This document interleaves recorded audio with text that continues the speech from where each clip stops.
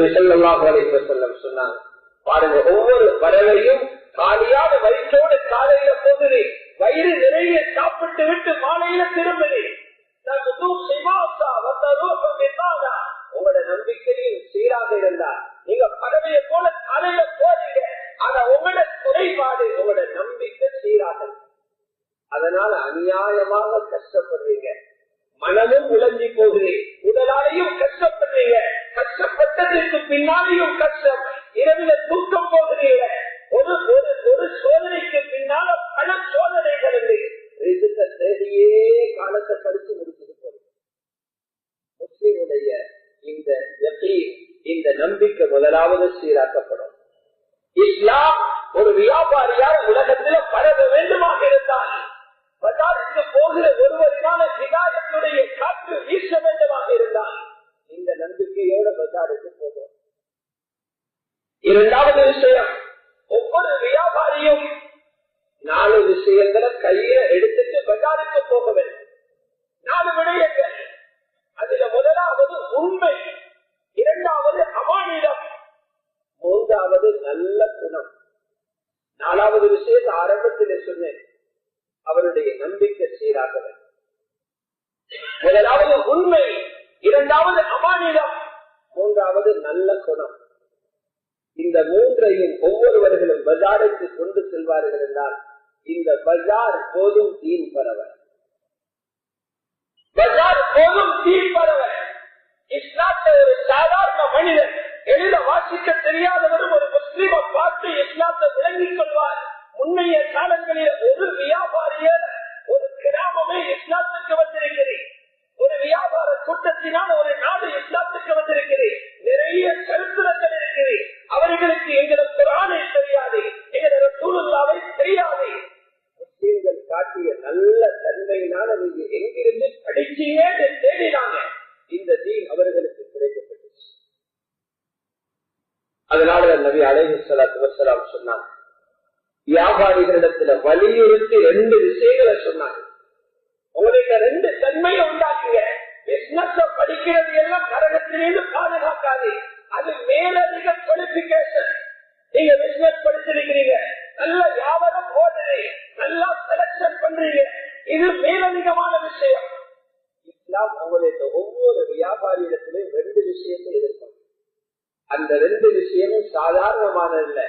உலகத்துக்கு வந்த ஒவ்வொரு நபியிடத்திலேயும் உண்டாக்கிய சிபத்துகள், உலகத்துக்கு வந்த ஒவ்வொரு ரசூலிடத்திலேயும் இருந்த தன்மை, ஒவ்வொரு நபீரத்திலேயும் இருந்த தன்மை, அதுதான் உண்மையும் அமானிதமும். ரசூல்மார்களுடைய சிபத்தை எடுத்து பாருங்க. ரசூல்மார்களுக்கு 4 சிபத்துகள் கட்டாயம் இருக்க வேண்டும், வாஜிபான சிபத்துகள். அதில் முதலாவது உண்மை பேசுதல், இரண்டாவது அமானிதம். இந்த 2 தன்மையை ஒவ்வொரு வியாபாரியிடத்திலேயும் வர வேண்டும் என்று சொன்னாங்க. அதனால உங்களுக்கு கூலி சொன்னாங்க, அந்த தன்மையோட பஜார்ல இருப்பீங்கடா, கியாமத்துல நீங்க நபிமார்களோடு இருந்துவீங்க. திருமதி ஷரீஃபில் இடம்பெறக்கூடிய ஹதீஸ், அத்தாஜிரு ஸதூக்குல் அமீன், உண்மையே பேசக்கூடிய வியாபாரி.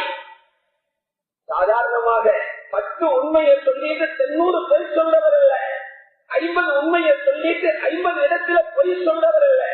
இன்னைக்கு பொய்தான் வியாபாரத்துடைய ஒரு குவாலிபிகேஷன், ஒரு கடுமையாக பார்க்கப்படுகிறது. இதனால நிறைய பேருடைய வியாபாரம் அழிந்து கொண்டு போகுது, பரம்பரை அனுபவிக்க முடியாத அளவுக்கு சீரழிந்து கொண்டு போகுது. நபி அலைஹிஸ்ஸலாம் சாதிக் என்று சொல்லல, உண்மை பேசுகிற வியாபாரி என்று சொல்லல, உண்மையே பேசுகிற வியாபாரி. சாதிக் அல்ல, சதூக் என்று சொன்னாங்க. முபாரகாவுடைய வார்த்தையை பாவித்தாங்க. உண்மையே பேசுகிற வியாபாரி. அல் அமீன், யாரையும் ஏமாற்றாமல் நம்பகமாக நடக்கக்கூடிய வியாபாரி. உண்மையே பேசுகிற வியாபாரி, யாரையும் ஏமாற்றாத நம்பகமாக நடக்கிற வியாபாரி. யாரோட இருப்பாரு? கியாமத்துல நபிமார்களோட நிர்வாக சொல்றாங்க. எவ்வளவு உயர்ந்த தன்மை. பஜார்ல வியாபாரம் பண்ணி கொண்டு இருந்து நபிமாரோட மஹ்ஷர்ல இருப்பதால் கொஞ்சம் ஈமானில குறைபாடு இருந்தா நபிமார்களுக்கு அடுத்த தரமுள்ள சித்திகளோடு எழுப்புவார்.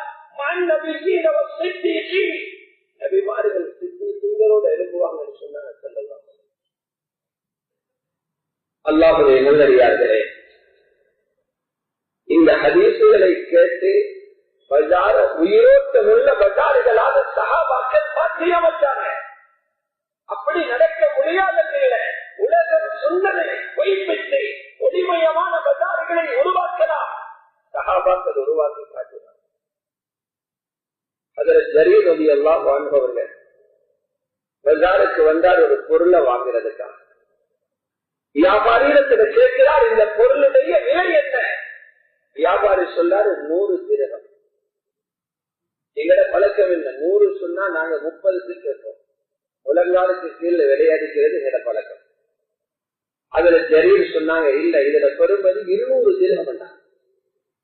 நீங்க 100 இதனுடைய உண்மையான விலை 200. இன்னும் கொஞ்ச நேரத்தை சொன்னாங்க, இல்ல 300. கடைசியில கொண்டு வைத்து 500 திரகத்தை வச்சாங்க. இந்த பார்வையில இந்த பொருள் 500 திரகம் பொருள். வியாபாரியே குழம்பி போயிட்டாரு. நானே 100 சொல்ல, நீங்க 500 தர பாக்குறீங்க. விவரம் தெரியாம சொல்றீங்க. இல்ல, அதுல ஜரீர் ரலியல்லாஹு அன்ஹு சொன்னாங்க, நாங்க ரசூலுல்லாஹி ஸல்லல்லாஹு அலைஹி வஸல்லம் அவர்களோட பைஅத் செய்திருக்கிறோம். நாங்க பைஅத் செஞ்சது முஸ்லிமாக இருக்கிறதுக்கு மட்டுமல்ல, ஜிஹாத் செய்வோம் என்கிறதுல மட்டுமல்ல, சொல்லுவோம் என்கிறதுல மட்டுமல்ல, எந்த முஸ்லிமும் படுகுழியில விழவிட மாட்டோம். அவர் கஷ்டத்தில விழுகிற நேரத்தில திறந்து அவருக்கு நசீஹத் செய்வோம். ஒவ்வொரு முஸ்லிமுக்கும் நசீஹத் செய்வோம் என்ற ரசூலுல்லாஹ்வுடைய கையில பைஅத் செய்திருக்கிறோம். அப்ப எனக்கு தெரியும் இதர பெருமதி 500. அதை மறைச்சிட்டுனா அந்த பைஅத்துக்கு மாற்றமாகி 500 திரகம் கொடுத்து வாங்கிட்டு போறோம். புகாரி ஷரீஃப்ல கிதாபுல் புயூல இருக்குது. பார்க்க ஆச்சரியம். 2 சஹாபாக்கள் வாகன வியாபாரம் செஞ்சாங்க. அவங்களோட வாகனம் இந்த கார் வாகனம் அல்ல, ஒட்டகம், குதிரை, கழுதை, இதுதான் அவங்களோட வாகனம். பொருள்களை வாங்குற நேரம் நல்லது வாங்குறது போல தெரியாமல் மோசமான பொருள்களும் வாரது உண்டு. அதை யாரும் விற்பனை செய்ய மாட்டாங்க.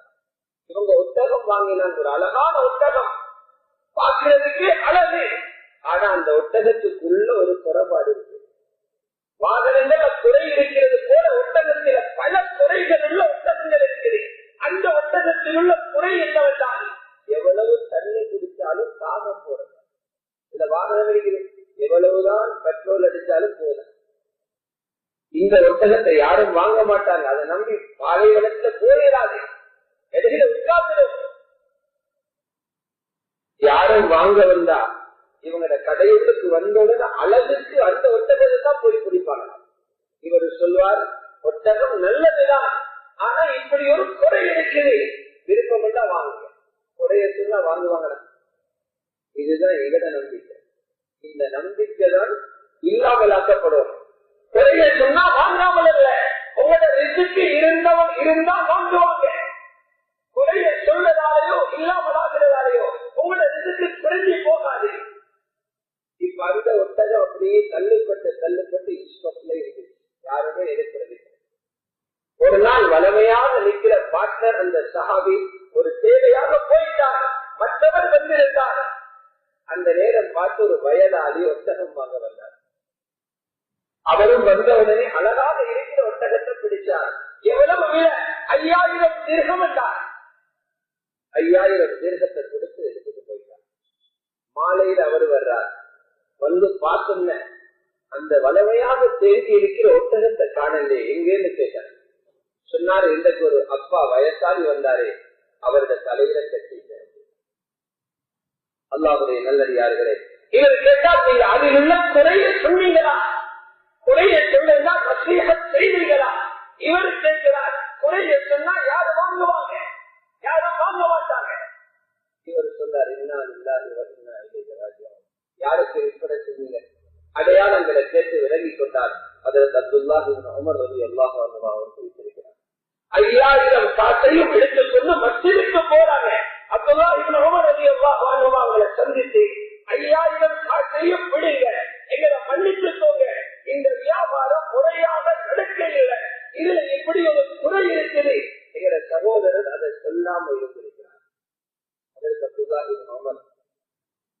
ஆரம்பத்துல காசை வாங்கிட்டும் பின்னால சொன்னாங்க, நான் மனதால விரும்பி இந்த ஒட்டகத்தை எடுத்துட்டேன், நான் குறையை பொருந்திக் கொள்றேன், நீங்க காசை எடுத்துக்கொண்டு போவேன்.